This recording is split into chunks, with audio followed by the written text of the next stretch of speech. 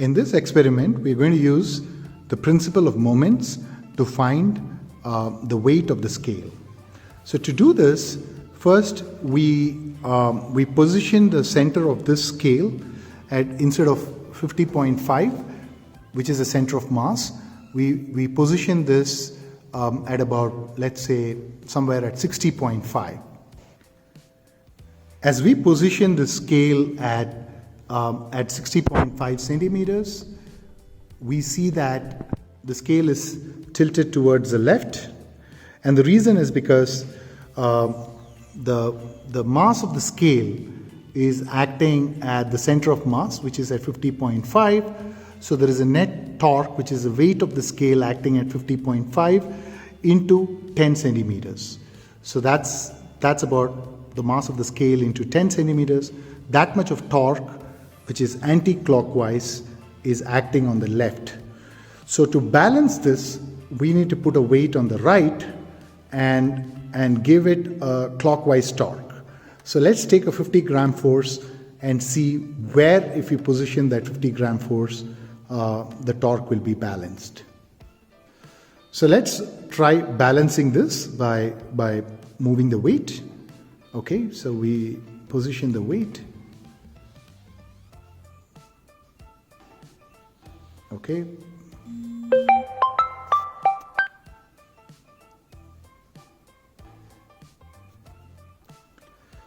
So now this scale is perfectly balanced. On the left, at 50.5 centimeter mark, is the mass of the scale, which is giving a torque on the left side, which is anti-clockwise.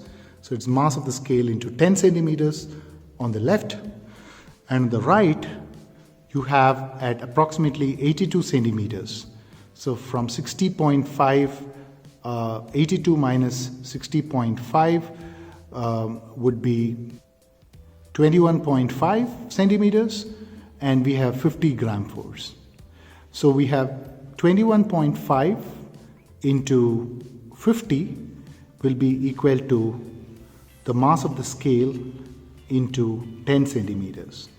So now this is a setup that you have. At 50.5 is the center of mass, and we pivoted it at 60.5 centimeters, and at 82 centimeters we applied a 50-gram force. And that is when we found the scale was balanced.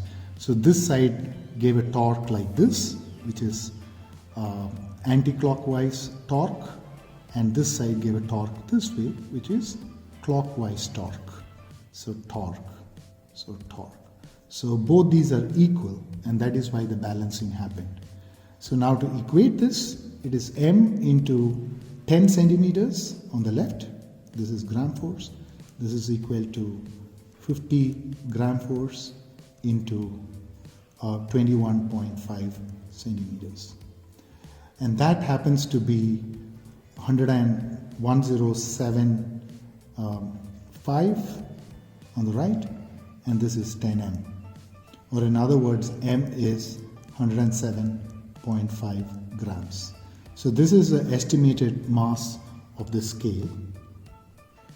Now let's find the actual mass of the scale by placing it in a weighing scale, and that's about 110 grams.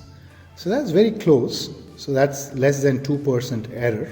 We estimated the mass of the scale through our calculations is about 107.5 grams. It's about 108 grams, and this weighing scale shows that this scale is 110 grams, which is within an acceptable range of error. So thus we can find the mass of scale using principle of moments.